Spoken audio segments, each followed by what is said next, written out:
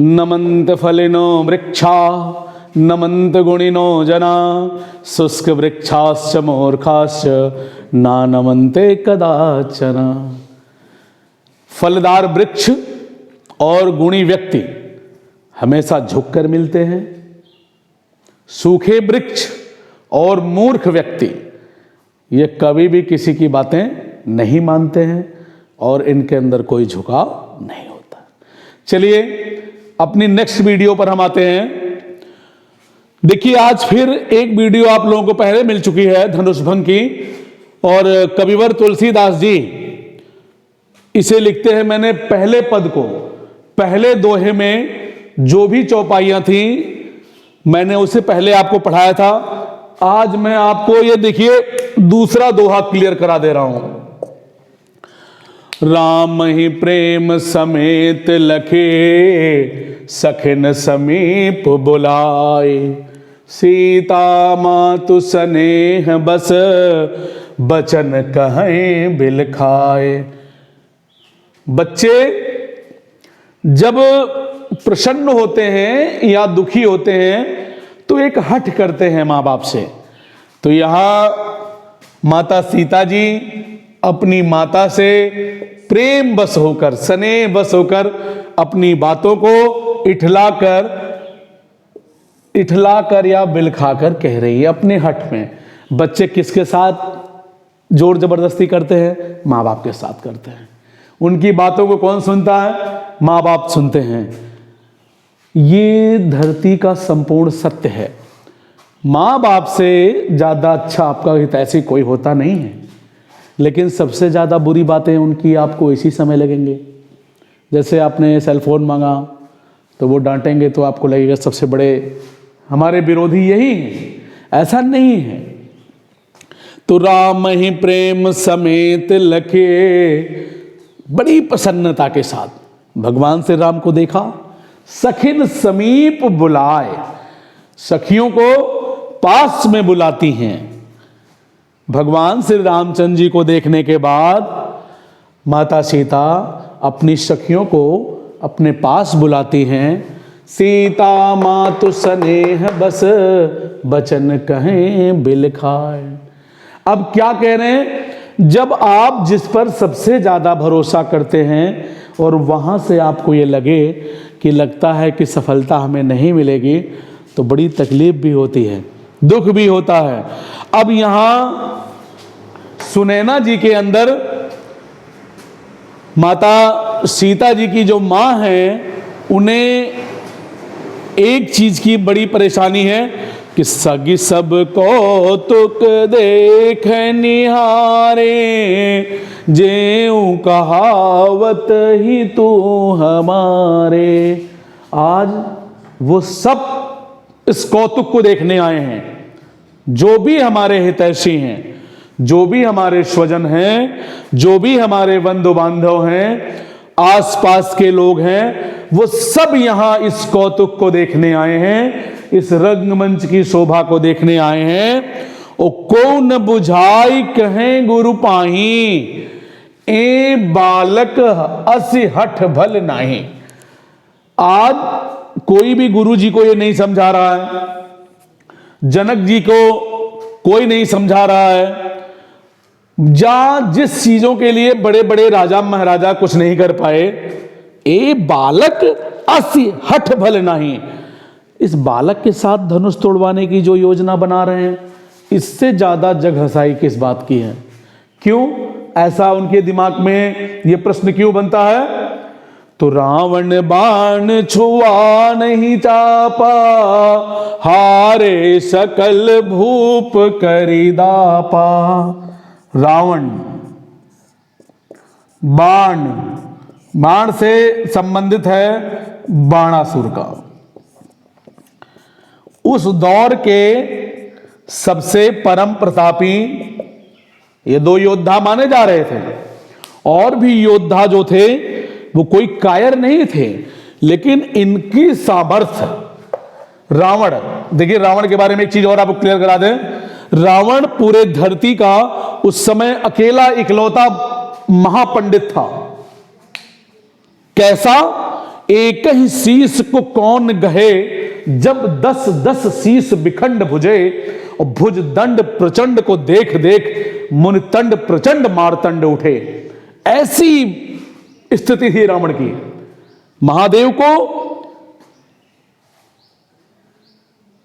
महादेव को पूजकर इसने इतनी बड़ी उपलब्धि हासिल की थी कि शिव तांडव, आज की डेट में जो शिव तांडव पढ़ा जाता है वो रावण की ही द्वारा लिखा गया। और ये बाणासुर, एक बार पाताल गए श्री बलि राज बलिभंजन को, छोटे छोटे बच्चों ने कर दिया खत्म योद्धापन को। तो बाणासुर कौन है?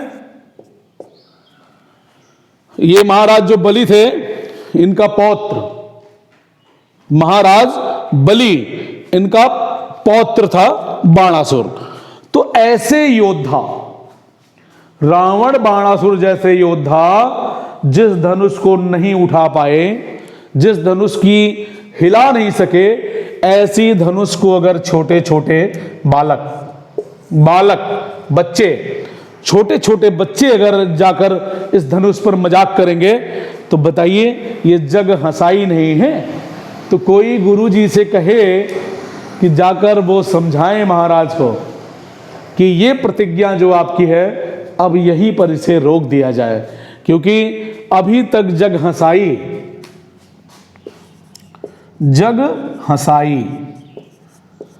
कम नहीं हुई है, जिसको तोड़ने के लिए बड़े बड़े राजा महाराजा कुछ नहीं कर सके, ऐसे इन बच्चों के साथ अगर आप करेंगे तो इससे बड़ी जग हंसाई क्या होगी? कोई जाकर समझाए महाराज को, गुरु जी को कोई जाके समझाए। क्यों? सो धनुराज कुंवर कर देही, बाल मराल की मंजर लेही। हंसी करेंगे। जब इस धनुष के सामने ये छोटे छोटे बच्चे जमाएंगे तो जग हंसाई होगी, लोग हंसी करेंगे कि जब बड़े बड़े धनुर्धर, बड़े बड़े बाहुबली, बड़े बड़े अच्छे अच्छे जो प्रतापी सम्राट थे, वो तिल मात्र भी नहीं हिला सके, और ऐसे धनुष के साथ मजाक करने की क्या जरूरत है? तो भूप सयानप सकल शिरानी, सब विधि कति कछु जात न जानी। लगता है कि आज विधाता भी हमसे विमुख हो गए हैं, कि वो पूरी तरीके से मजाक करने के मूड में है। जैसे क्या कहा गया है, गर्दिश में हो ताकत तो कायर भी घेर लेते हैं दिलेर को, और वक्त बुरा होता है तो कुत्ते भी काट लेते हैं शेर को। मतलब अगर आपके दौर अगर गलत चल रहे हैं, तो अगर ऊंट पर बैठ के जा रहे हैं, तब भी कुत्ते काटने का डर रहता है। तो अब जब सुनैना जी की, कौन? सुनैना जी कौन है? राजा जनक जी की पत्नी है। जी हाँ, पत्नी है वो किनकी? जनक जी की। सुनैना जी कौन है? जनक जी की पत्नी है, माता है सीता जी की। अब इनके अंदर जब ग्लानि हो गई, इन्हें दुख हुआ कि कहीं ये जो चीजें हो रही हैं वो गलत ना हो, तो देखिए हर एक जगह होता है चतुर सखी। इसमें एक पात्र है चतुर सखी। चतुर सखी एक चीज हम आपको क्लियर करा दें, चालाक, बुद्धिमान। एक ग्रुप होता है राजाओं के समूह में, रानियों के साथ, उनकी जो राजकुमारियां होती हैं उनके साथ, कुछ औरतों का एक ग्रुप होता है जो उनकी सारी विपत्तियों में, सारी परेशानियों में उनकी वो सहायता करती हैं। तो ऐसी ही एक चतुर सखी है, बड़ी चालाक है। वो आके सुनैना जी से कहती है, चतुर सखी बोली मृदु बानी, अर्थात मीठे वचन। वाणी मतलब वचन, और कैसे, मीठे। तो इनका रोल क्या होता है? चतुर सखी जो होती हैं, इनकी भूमिका होती है जब राजकुमारियां या रानी, इन्हें कोई दिक्कत होती है, कोई परेशानी होती है, तो ये इनको निराकरण करती हैं इनका। तो वो जो चतुर सखी थी, बड़े मीठे वचन में माता जी से कह रही है, चतुर सखी बोली मृदुबाणी, तेजवंत लघु गनई नरानी। कैसा मत सोचिए, लघु, छोटा, छोटा मत समझिए। रानी जी, आप किसी तेजवंत को, जो तेजवंत हो, जो तेजवान हो, उन्हें छोटा नहीं समझना चाहिए। जैसे रवि मंडल देखत लघु लागा, उदय तास त्रिभुवन तम भागा। तो छोटा किसी को आप नहीं समझ सकते हैं। जैसे रवि मंडल, जहां से भगवान आदित्य, भगवान सूर्य निकलते हैं, वो मंडल छोटा लगता है देखने में, लेकिन उदय निकलने के बाद, उदय होने के बाद त्रिभुवन, हर एक चीज को क्लियर करते चलिए आप। त्रिभुवन मतलब तीनों भुवन, पृथ्वी पाताल, पृथ्वी आकाश पाताल, ये तीनों भुवन जो हैं, उदय तास त्रिभुवन तम, अंधकार, अंधकार भागा, हट जाता है। भगवान आदित्य, भगवान सूर्य जब निकलते हैं, चलिए इनका स्क्रीनशॉट ले लीजिए और इसे समझ लीजिए। भगवान आदित्य जब निकलते हैं तो रानी जी एक चीज याद कर लीजिए कि रवि मंडल देखत लघु लागा, उदय तास त्रिभुवन तम भागा। पूरे संसार का अंधेरा हट जाता है। भगवान सूर्य जब निकलते हैं तो पूरे संसार का अंधेरा हट जाता है। त्रिभुवन का जो स्ट्रक्चर है, बनावट है, वो भगवान सूर्य से बड़ा नहीं है, लेकिन देखने में रविमंडल कैसा लगता है? छोटा लगता है। लेकिन जब वो अपना प्रभाव देता है तो अंधकार पूरी तरीके से समाप्त हो जाता है। जैसे एक दूसरा एग्जांपल ले लीजिए आप। छोटे लोग को छोटा नहीं समझना चाहिए। फिर उस चतुर सखी ने क्या कहा कि कहां कुंभज कहां सिंधु अपारा। कुंभज, कुंभज अगस्त मुनि,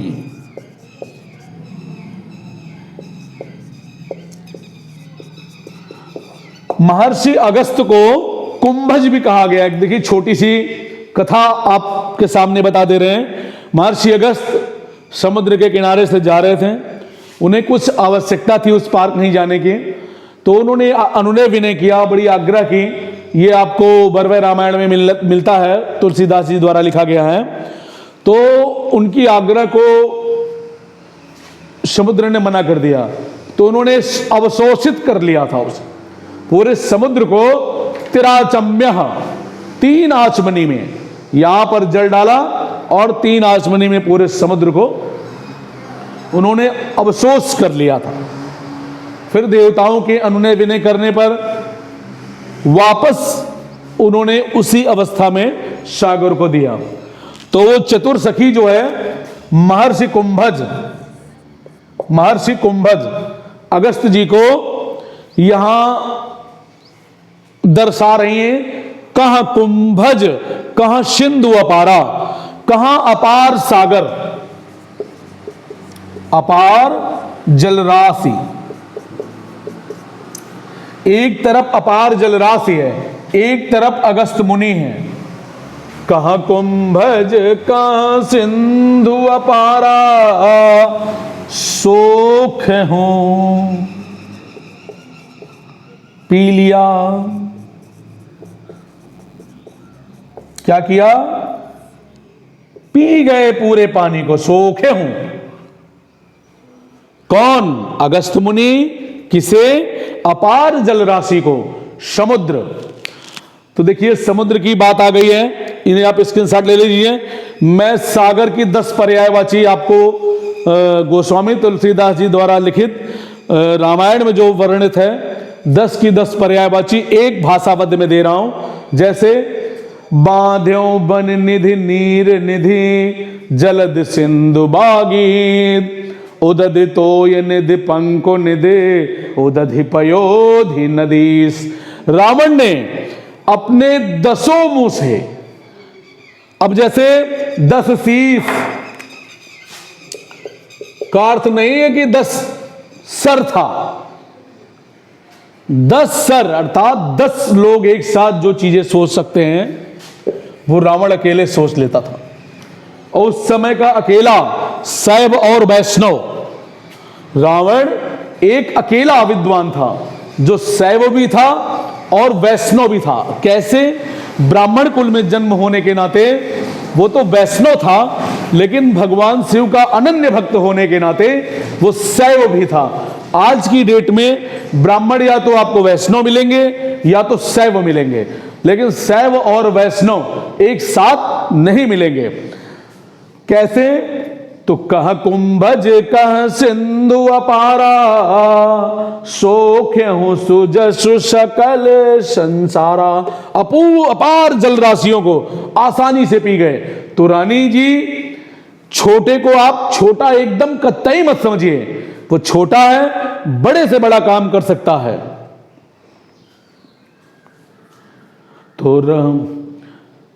तो आदितेम समय अवसर जानी मुनिवर देहु सुजाय सुरानी।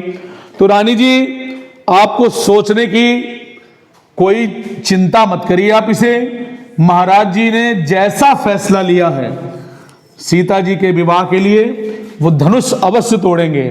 और एक चीज रानी जी और आपको बता दिया जाए कि जो कुछ भी है राम ही इस चीज को करेंगे।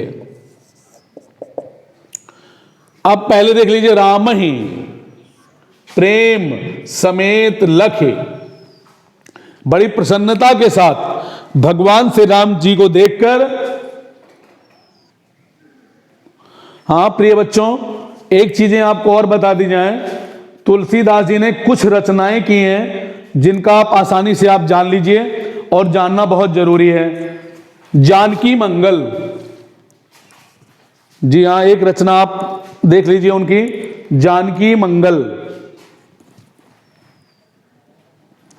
जानकी मंगल उनकी रचना है, और पार्वती मंगल। जानकी मंगल, पार्वती मंगल। इसमें माता पार्वती के विवाह संबंधित आदि वर्णन है और माता जानकी से संबंधित इसमें सारी चीजें दी गई हैं। माता पार्वती कौन है? भगवान शिव की अर्धांगिनी है, और माता जानकी और भगवान श्री रामचंद्र जी की हैं। इन दोनों लोगों में परस्पर संबंध है भैया। शिवद्रोही मम दास कहावा सो नर मोहि सपने नहीं भावा। ऐसा भगवान श्री रामचंद्र जी कहते हैं, अगर वो शंकर का द्रोही है, शिव का द्रोही है और मेरा दास है। किसका द्रोही है? शिव का। और दास किसका है? मेरा। तो ऐसे व्यक्ति मुझे सपने में भी प्रिय नहीं है। आपने 2 रचनाएं, जानकी मंगल, पार्वती मंगल, रामलला नेहछो। रामलला नेहछो, ये आप शादी विवाह में जो मंगल गीत वगैरह होती हैं नेहछो के समय, उनका वर्णन इसमें दिया गया है। रामाज्ञा प्रश्न रामचरितमानस से दिया गया है। रामाज्ञा प्रश्न में आप अपनी मनोकामनाओं को बोलकर कुछ अंक दिए जाते हैं, जिन्हें आप आसानी से उसमें टैली करेंगे, वो अंक आपके मिल जाएंगे और आपको अपने मन के प्रश्न मिल जाएंगे रामाज्ञा प्रश्न में।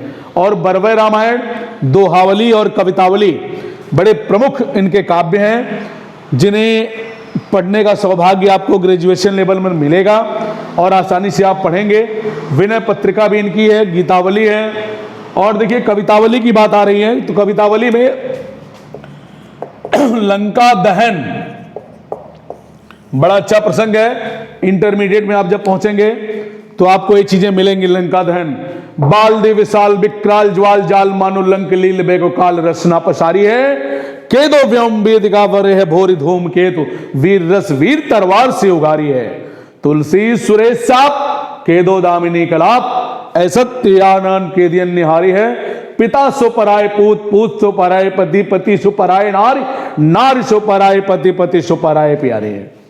ऐसी चीजें मतलब वीर रस का उन्होंने बड़ा अद्भुत वर्णन किया है।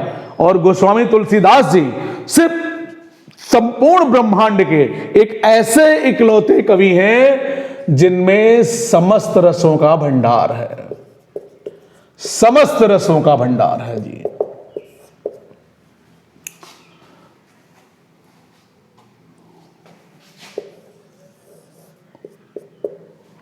धन्य है गोस्वामी तुलसीदास जी जिनकी पीयूषमयी वाणी भरे हैं अनेकों रस सबसे सरस है। तो धन्यवाद, आप लोगों का दिन शुभ हो। और ये वीडियो आप आसानी से देख सकते हैं, पढ़ सकते हैं। आपको अगला पद जो है वो अगली वीडियो में हमारे मिलेगा। तब तक के लिए आप लोगों को धन्यवाद। चैनल को लाइक करिए, सब्सक्राइब करिए।